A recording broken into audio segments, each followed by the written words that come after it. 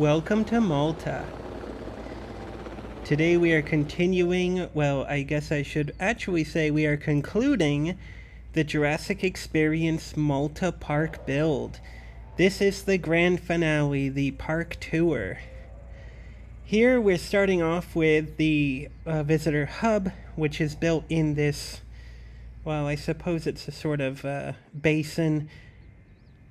And then there's the corridor here, the valley corridor, where the strip goes right down.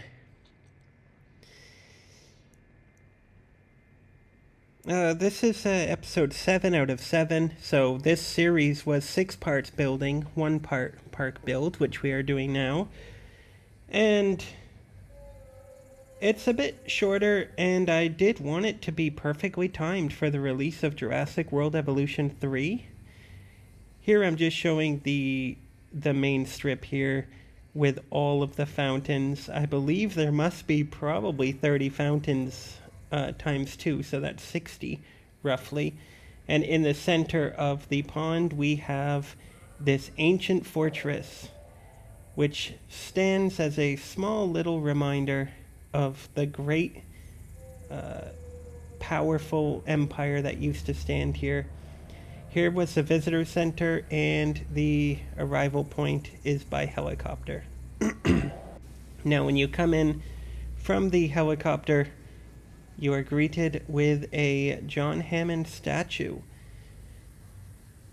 And I'm using a lot of Malta parts here, decoration, but also some Jurassic Park parts, such as this visitor center here, which looks very nice. I'm using the Malta hotel parts.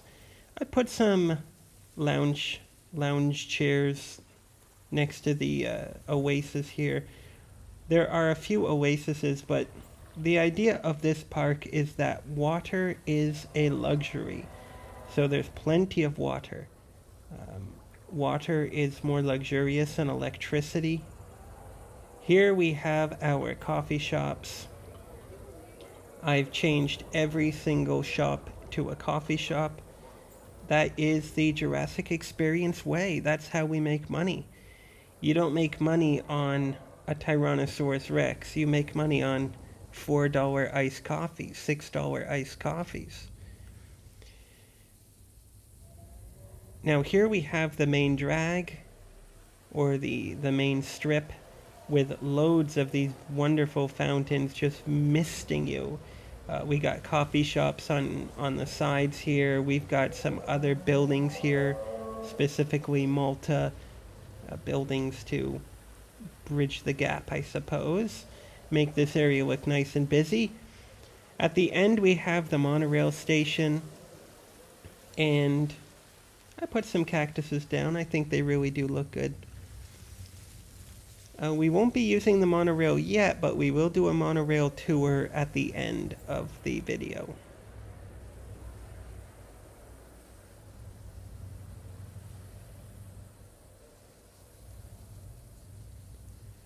That is a facility path, by the way. I'll explain it later.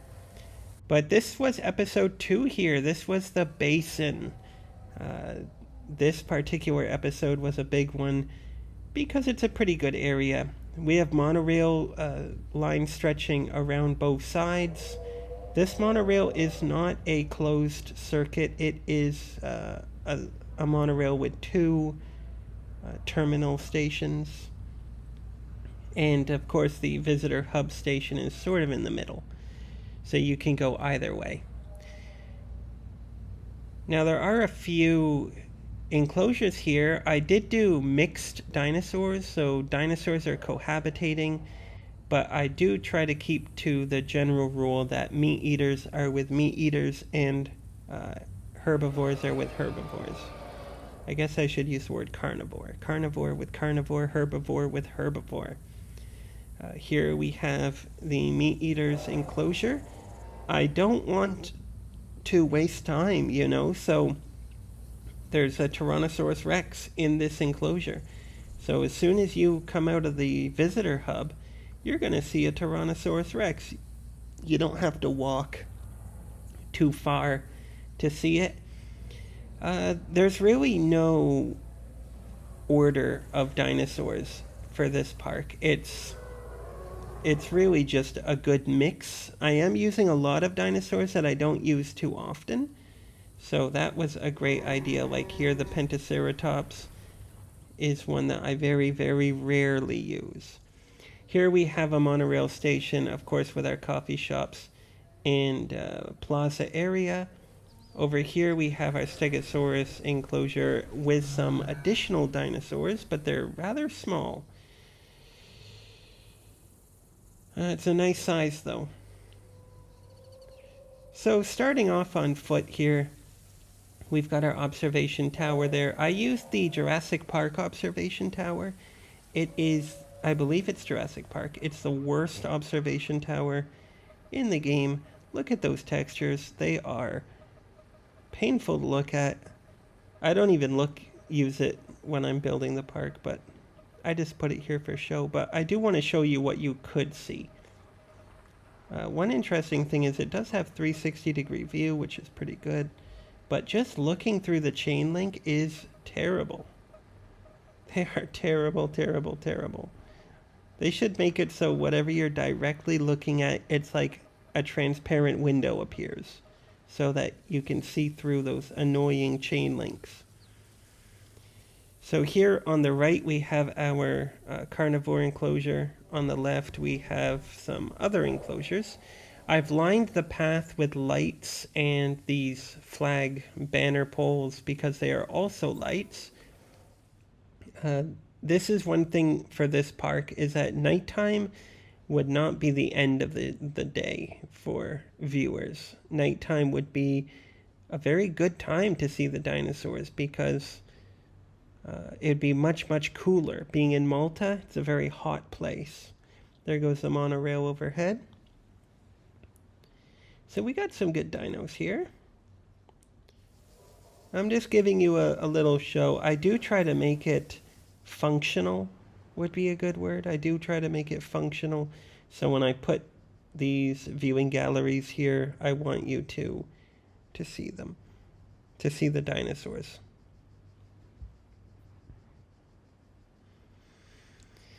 So I was saying earlier that the monorail has a facility path that runs along the entire length of it. The purpose of that is if the monorail breaks down, the passengers would be able to disembark safely by climbing down a ladder on the monorail supporting legs that support the track.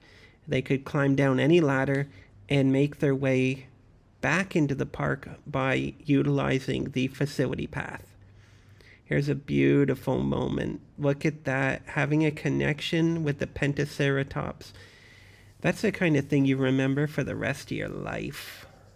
You know, you would remember that. And the Pentaceratops nods at you, and you nod at the Pentaceratops, and then the Pentaceratops slowly goes back into the foliage. And that is a moment that will stay with you. It will change you. Here, we're getting some great views. Look at these dinos. We've got some cool ones in the front. We got a Gallimimus in the back there. There's two Gallimimuses in the back there. We've got some great ones, though. You can really see the size difference, though. I can't say I really had any rhyme or reason as to what dinosaurs I was putting down. It was really all just about the feeling. The whole park was built on just feeling. I guess that would be the metric I used. 100% feeling. But it turned out really well. I say that every time, but I always wait till the very end to say it for one last time, because it is the truth. I do believe that this park looks so good. Here it is dawn, the sun is rising. Where are we going? Oh, here we are. We're at the monorail terminal here. What I did was I made every monorail terminal essentially an oasis. So I would do the pool of water, surround it with white sand and palm trees. And the idea is that when you enter this area, I want you to feel comfortable. I want you to feel like you're on holiday, like you're on vacation, like your senses are safe. You know what to think, right? Subconsciously, you're going to think, okay, dinosaur mode is off, iced coffee mode is on, and you're going to drink that iced coffee. Wow, here's a lucky view. Right when you walk into the viewing gallery, you see a big stegosaurus. For dinosaurs, I emphasized color. I wanted to make them as colorful as possible on this map. I didn't want everybody to be the color of the dirt or the sand. I wanted them to have some streaks of bright color. So that's what I was trying to go for. The Pentaceratops is a lofty ceratopsid with a spectacular frill. Faced with a threat, it will use its imposing facial horns to fend away danger. Excellent. And we have I believe it's a Sinosaurus or Sinoceratops. I forget what it's called there. I love that one. That's a real beauty. Not too big, not too small. Great view though. So we're just making our way. There's one more viewing gallery here. For some of the smaller species, it's really hard to see them, so I guess you're lucky if you see something. It's like if you go to a bird watching park, a park that emphasizes bird watching as an activity, and you're not going to see every bird every time, right? But if you see one, wow.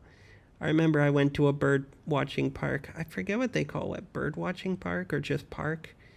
But I saw a hawk there in the tree, and it was being bullied by some other birds. But I got very close. It was so spectacular, so beautiful. Oh, I almost forgot about this one. This is the dome in the carnivore habitat. There's a dome that you can observe. Sometimes you get some great views. Carcharodontosaurus is named after the Carcharodon genus of sharks, a family that includes the much-feared great white shark.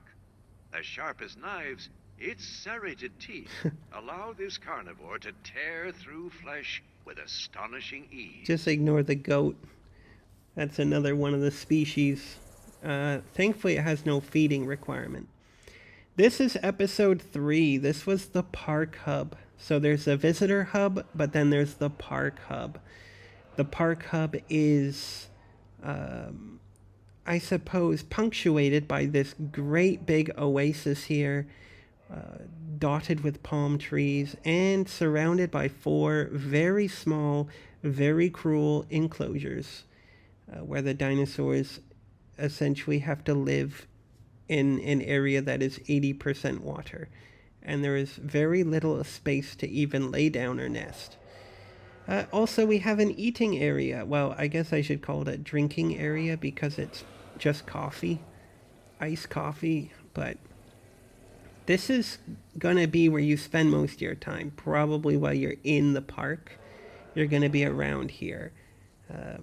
If you're lucky enough to get a hotel in the VIP area, you can hang out there.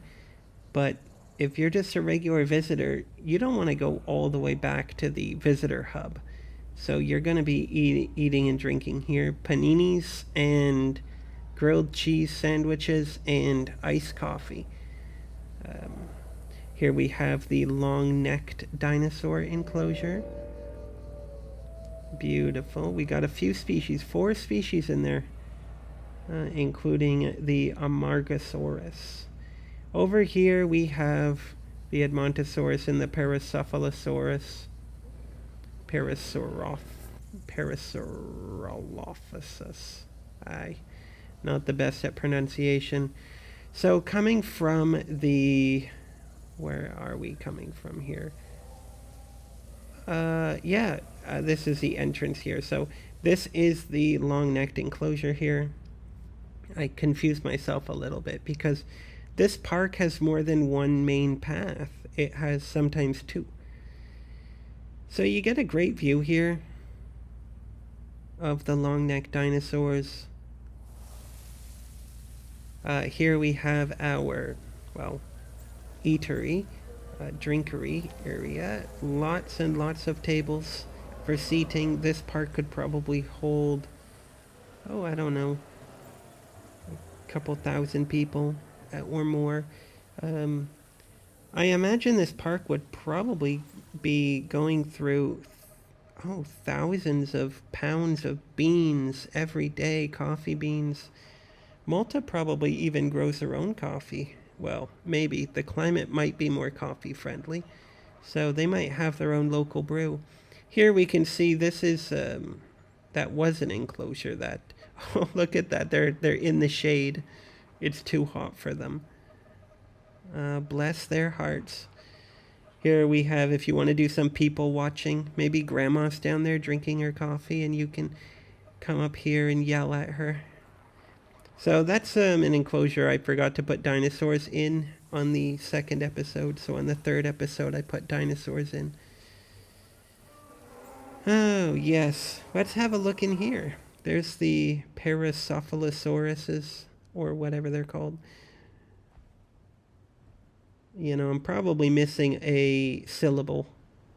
But, again, I've said it in the Jurassic Peak episodes that there are some YouTubers who know the name of every single dinosaur in the game, all 122 of them, or however many. I, unfortunately, am not that good. I'm not a name person, I'm a face person, if you know what I mean. I remember a face, but I'm not very good with names, so I think a lot of people would be upset if I could remember that dinosaur's name, but I couldn't remember their name. You know, you might, maybe you feel me. Iguanodon is one species you would not want to find yourself grappling with. Sporting a large spike on each thumb, this formidable ornithopod can deliver a powerful puncturing blow. Oh, that's pretty cool. There's the monorail in the back. I love seeing it silently gliding by. Let's see. So we've got some cool up-close shots here. The Maiasaur is one, the Iguanodon is one. But you can definitely get some great up-close shots.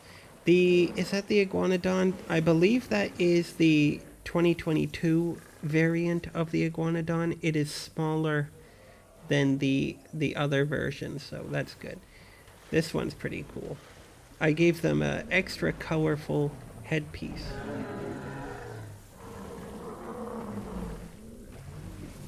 He's very vocal. What do we got over here? I did Iguanodon and Maiasaurus were opposite. So this should be the Maiasaura. I like them, but I find no matter what I do, I can't stop the face from having that like skull face paint. Oh, I was like, what's that? This guy's just worn out because he can't even find a place to lay down. There's just too much water. In my Jurassic Peak series, I gave them a lot of water, but I did give them some areas to lay down. In this series, I'm just really being cruel. I'm giving them very little space. So, that's not my true intention. Here we get a view of something. We get a great view of some chain link fence and some dinosaurs in the background. Look at that. It's like you go to a baseball game and you get the seat where the railing is directly in front of your eyes, so you can't see the pitcher, you can't see the batter, you can't see the catcher, right? So it's like, wow, I paid money for this seat. This seat sucks. Here we have episode 4. This is the aviary area, and I did this beautiful sunshine, star, comet pattern on the floor, which might not look great, but I think it looks better than bad, if that makes sense. I did change all the benches because when I did the episode, there was 100 benches. Quite literally, I believe that there were that exact number. But I changed it. So I kept a few benches, but benches are good in moderation. I like how it turned out. And again, it is an oasis. Outside of every monorail station, I try to have an oasis. So when you get there, you feel comfortable, you feel refreshed. The monorail is supposed to represent that oh, what would be a good word? The comfort. The monorail represents comfort. You can walk the whole park, but Malta's hot, especially in the summer. So some people are going to want to take the monorail all over the place, especially if you get to the lagoon.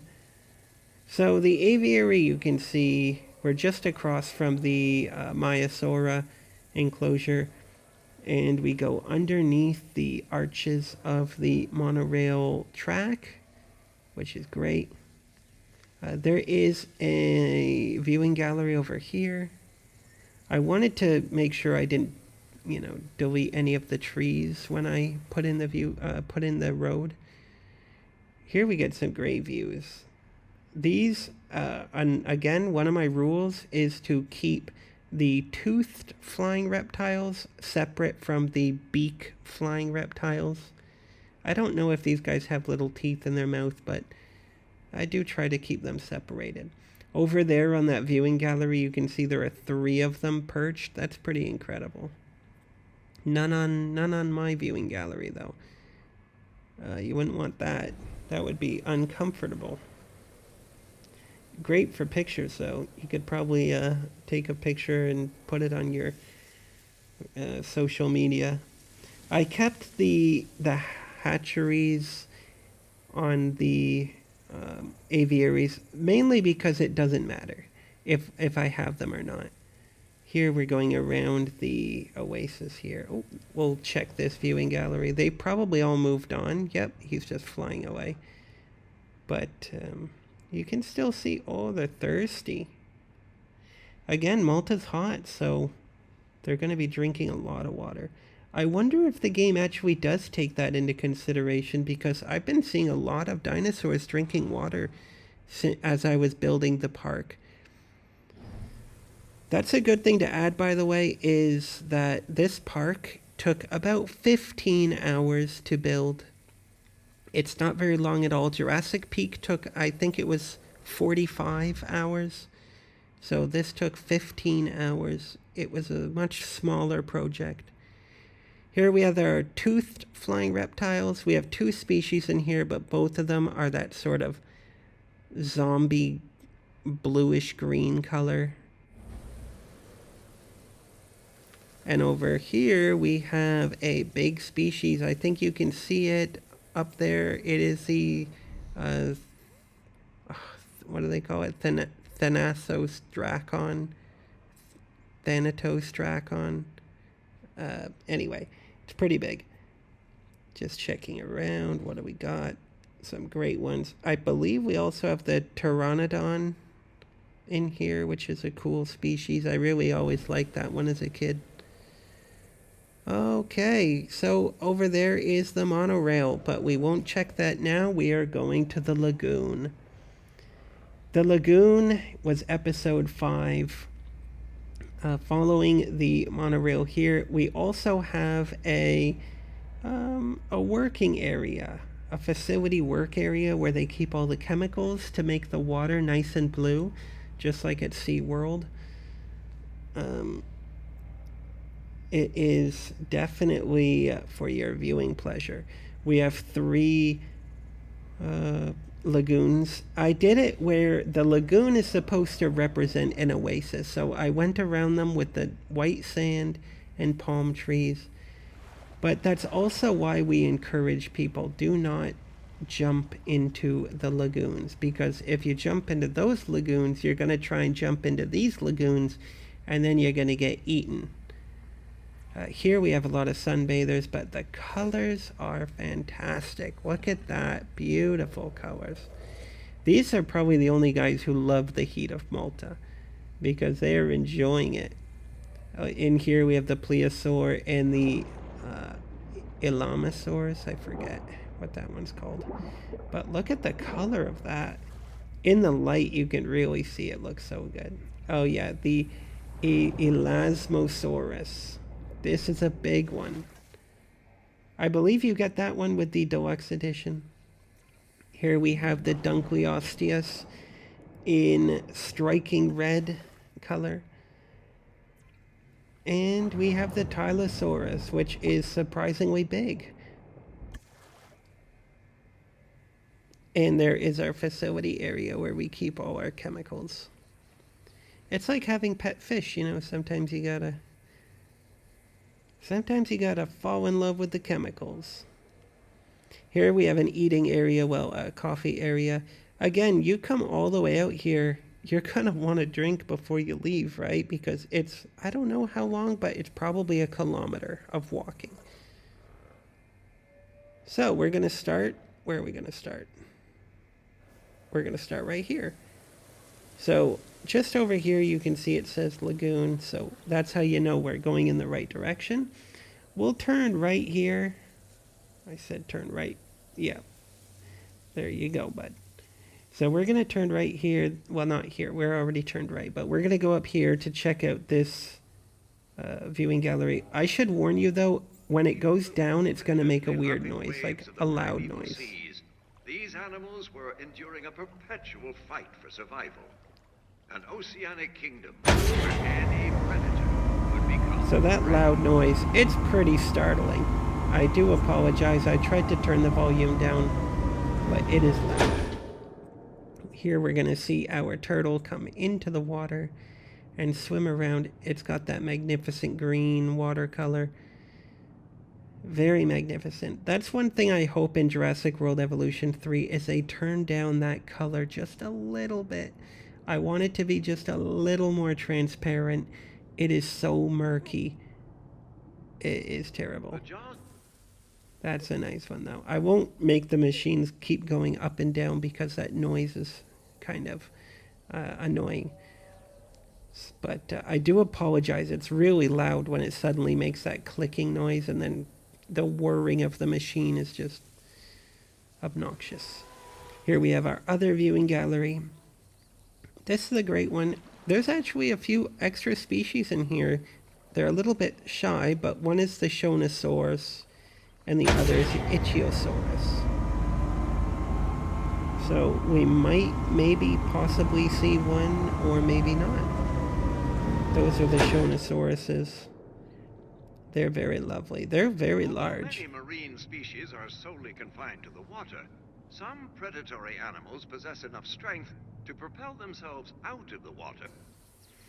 Yeah, so we'll move on now. We'll go to the Plesiosaurus and the Elasmosaurus enclosure. So it's a long walk, that's for dang sure. And it would be hot. Good thing the sun is going down because the heat here would be unbearable.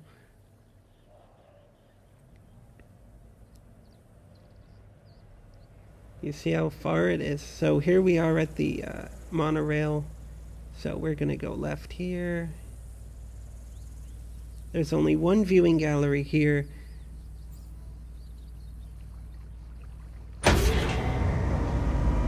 Let's see what we can see. Yeah, you can see something. Like, with proper binoculars, you can really see. Yeah, I mean, it's not bad. Not bad.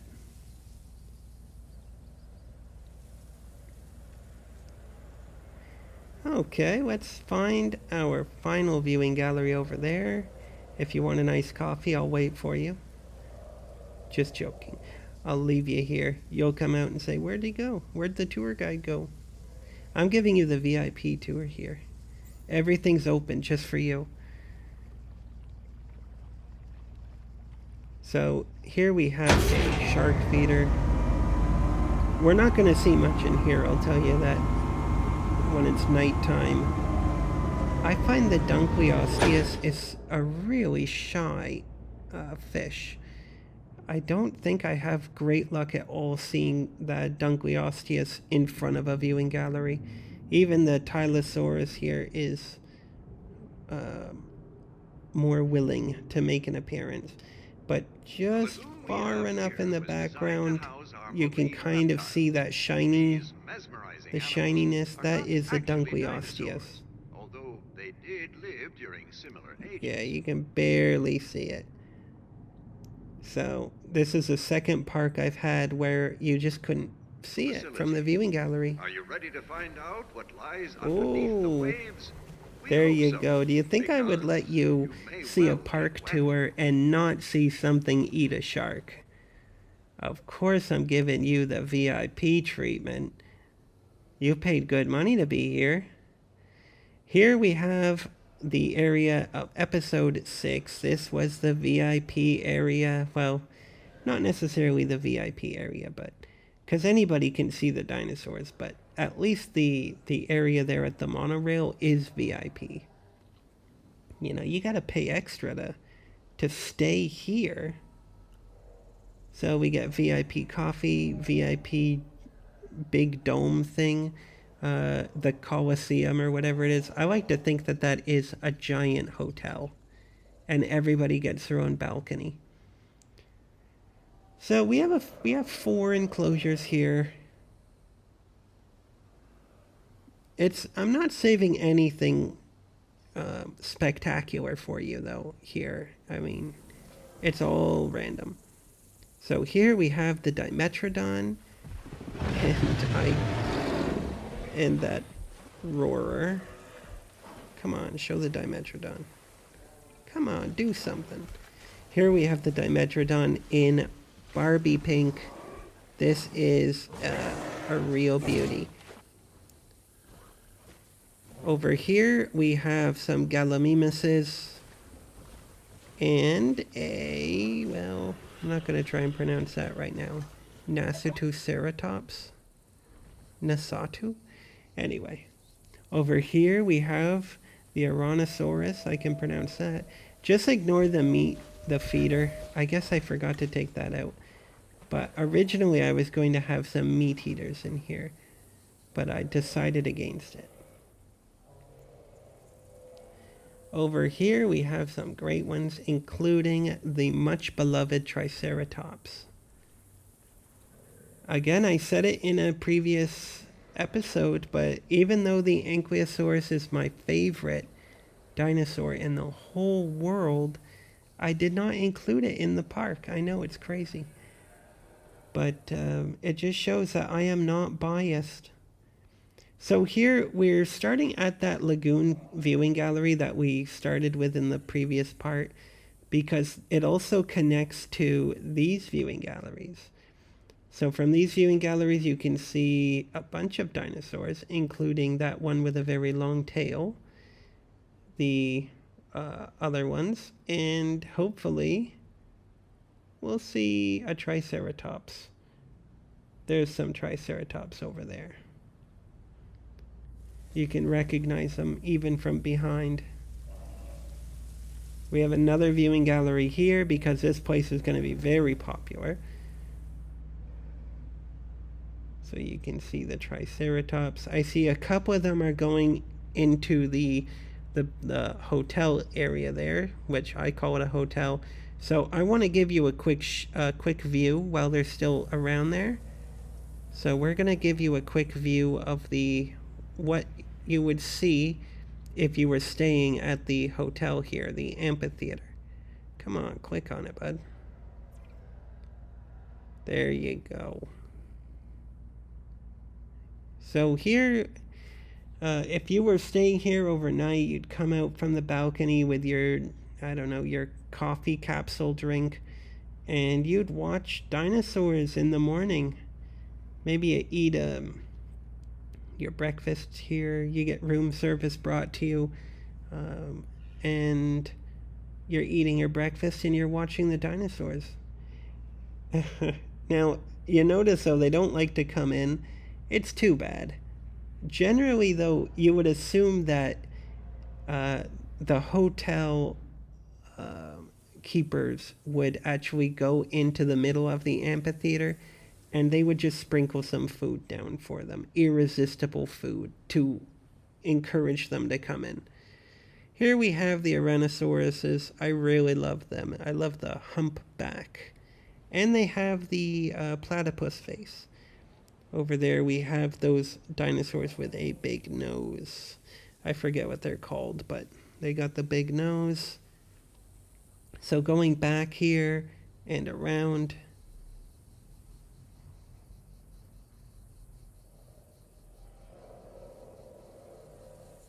we are going to check out some of these viewing galleries. So we have the viewing tower here. You got a great view of the chain link fence. What else do we got going on over here? So there's a lagoon, as you saw previously. I don't think I showed you this viewing gallery. Let's have a look at the chain link fence in this viewing gallery. Ooh, the Amargasaurus. What else do we got here? Some great ones. But here is something. This will give us a good view for sure. What do we got in here? Oh, yes. There's the guy with the big nose I told you.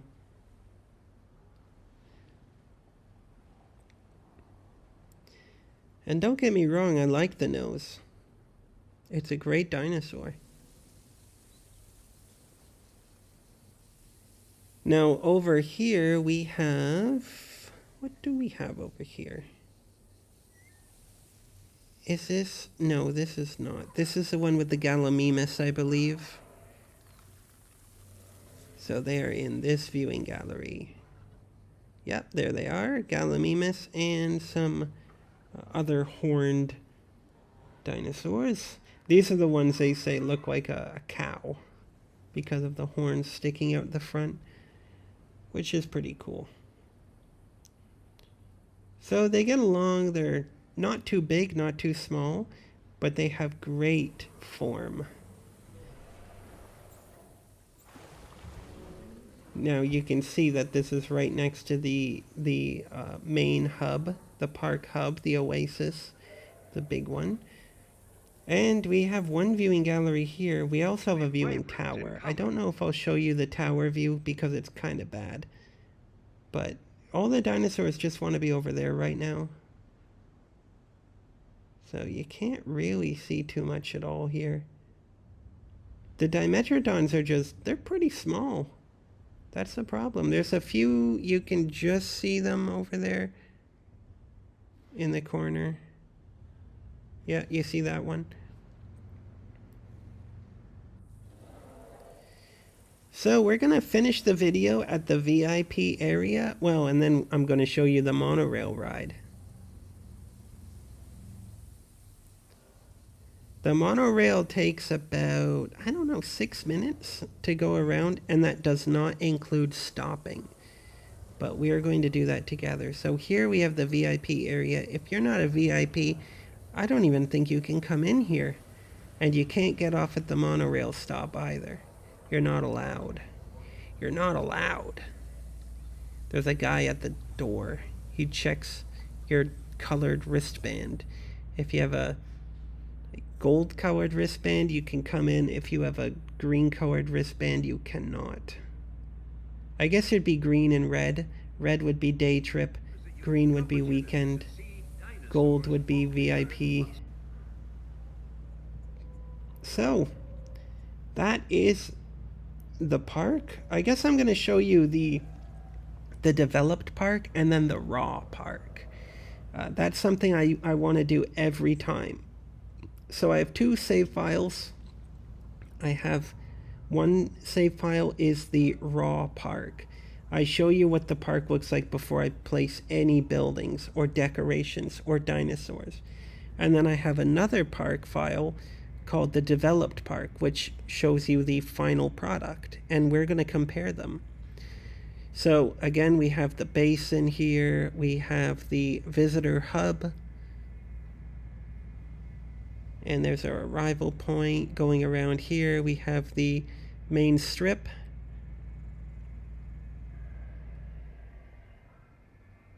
Here we have the carnivore enclosure. And There is the park hub, the Great Oasis. Here we have the aviary. And then back to the VIP area. And now we're going to show you the raw park. Are you ready? All right, this is what the park looked like without any, I guess, development. This is it in its natural state. Now, I always terraform first. I terraform it entirely, basically, and then I build around my my terraforming. So what I do, it doesn't necessarily mean that it's final. It doesn't necessarily mean that I can't change anything, but I do try to work around it. So there's the basin, here's the visitor hub, the visitor center. There's the entrance, and the visitor center would be there, information center.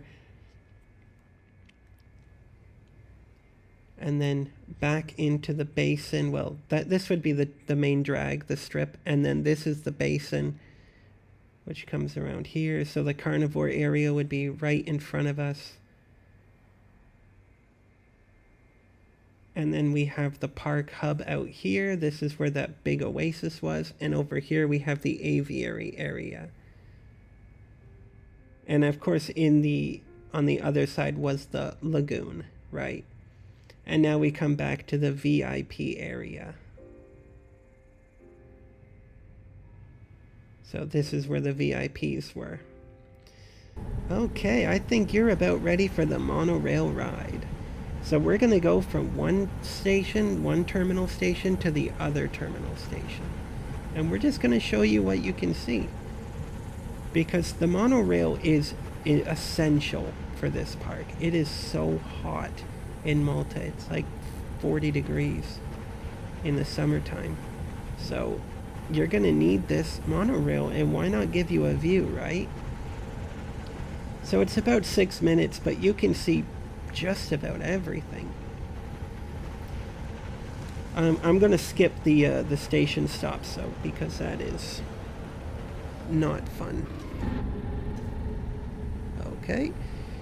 So now's a good time to tell you, next week, in exactly 7 days, I believe it is, Jurassic World Evolution 3 is coming out. Naturally, that means that this is the last Jurassic World Evolution 2 video I'm going to put on the channel. Unless I decide to do another series and just do 2 series side by side. So like in a week there's 2 different series playing. That's maybe possible. Maybe I'll do a couple more videos. I'll tell you. But basically, a week from this episode is Jurassic World Evolution 3 being released. And that is exciting. And I did say in the build series, but I will say it again now. I cannot release a video day 1. I am sorry. I'm not able to release a day 1 video of Jurassic World Evolution 3 because I will not be at home. I will be out at that time. So unfortunately, my first Jurassic World Evolution 3 video is going to be a few days later. I think I'll definitely be releasing something. Maybe just like a first impression or like a little exploration video where I just try some things out for fun. We'll see how we do it. But I will start a park build almost immediately. In fact, I will definitely start a park build almost immediately. But that'll be like a week later because I'll need to catch up on some filming. But yes, I am looking forward to it. If you were wondering, I am going to be doing Jurassic World Evolution 3 content. I have pre-ordered the deluxe edition because I have the deluxe edition for Jurassic World Evolution 2. I get a 10% discount on the PlayStation Store, which is a great deal. And not only that, but yeah, I pre-order stuff. I know there's a debate online about pre-ordering. I personally pre-order whatever I want. I pre-order games I know I'm gonna love. I know I'm gonna play them. I pre-ordered Firefighting Simulator Ignite. I pre-ordered Jurassic World Evolution 2. Or no, 3. Sorry, not 2.